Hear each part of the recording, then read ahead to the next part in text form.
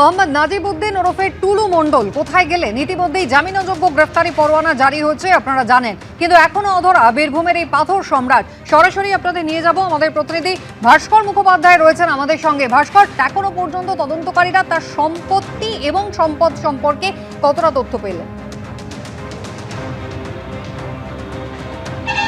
দেখো, পুলিশের কাছ থেকে যেটা আমরা জানতে পেরেছি, গতকাল প্রায় 10 ঘন্টা, প্রায় 11 ঘন্টা তল্লাশি চালিয়ে যে সিউড়ি সুভাষপল্লীতে এই টুলু মণ্ডলের যে প্রাসাদ প্রমোদ বাড়ি রয়েছে, সেই বাড়ি থেকে 250 গ্রাম সোনা, সেটা পুরোটাই গহনা, আর 900 গ্রামের মতো রূপো এবং 8 থেকে 10 লাখ হচ্ছে ক্যাশ নগদ টাকা উদ্ধার করেছে। এবং এই পুলিশের বক্তব্য হচ্ছে যে বেশ কিছু গুরুত্বপূর্ণ নথি পাওয়া গেছে, সেই নথিগুলি তারা বাজেয়াপ্ত করেছেন এবং পুরোটা খতিয়ে দেখছেন যে অ্যাকচুয়াল নথিগুলিতে কী রয়েছে না রয়েছে, কারণ এটা খুব গুরুত্বপূর্ণ তদন্তের ক্ষেত্রে। কারণ পুলিশ এখন যেটা চাইছে সেটা হচ্ছে টুলু মণ্ডলের যে সাম্রাজ্য টুলু মণ্ডল তৈরি করেছিল, শুধু বীরভূম না, গোটা রাজ্য জুড়ে যে সাম্রাজ্য তৈরি করেছিল, সেই সাম্রাজ্যের মিসিং লিঙ্কগুলো তারা খুঁজতে চাইছে। কারণ এই মিসিং লিঙ্কগুলো যদি তারা খুঁজে পায় তবেই তার সম্পত্তির হদিশ পাওয়া যাবে।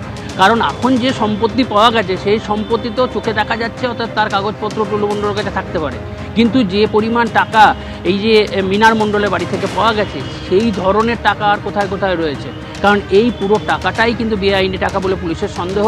কারণ শুধু টাকা নয়, এই যে টাকাগুলিকে কনভার্ট করা হয়েছে সোনাতে, সোনার যে বার পাওয়া গেছে, কারণ 100 গ্রামের বিস্কুট পাওয়া গেছে প্রায় 10টা, আর 14টা সোনার বার পাওয়া গেছে। এই বারগুলি আনা হয়েছিল কোথা থেকে? না, সুইজারল্যান্ড এবং দুবাই থেকে, এমনই দাবি করেছেন সরকারি আইনজীবী। তার বক্তব্য শুধু এটাই নয়, তার বক্তব্য হচ্ছে যে টুলু মণ্ডল বিদেশে পালিয়ে যেতে পারেন।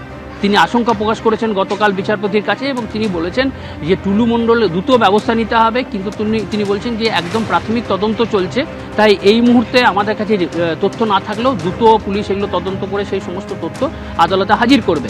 এবং একইভাবে আজকে যদি আমরা দেখি, কিছুক্ষণ আগে মোহাম্মদবাজারের সেকেন্ডা গ্রামে টুলু মণ্ডলের যে ম্যানেজার খোদা বক্স, তার বাড়িতে পুলিশ তল্লাশি চালাচ্ছে। আমরা গতকাল দেখেছিলাম রাউতারা গ্রামে আর এক ম্যানেজার, তার বাড়িতে তল্লাশি, তার অনুষ্ঠান ভবনে তল্লাশি চালানো হয়েছিল।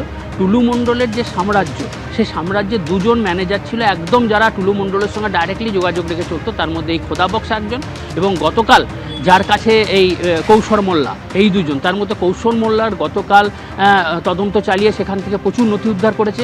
আজকে খোদা বক্সের বাড়িতে তল্লাশি চলছে এবং পুলিশ যেটা জানাচ্ছে যে মূলত এই 2 জনই পুরো ব্যবসাটা দেখতো। এইবার এদের আন্ডারে একাধিক ম্যানেজার, চার্টার্ড অ্যাকাউন্ট্যান্ট, এগুলো সমস্ত ছিল এবং সেই সমস্ত তথ্য পুলিশ এখন জোগাড় করতে চাইছে। নমস্কার, ধন্যবাদ।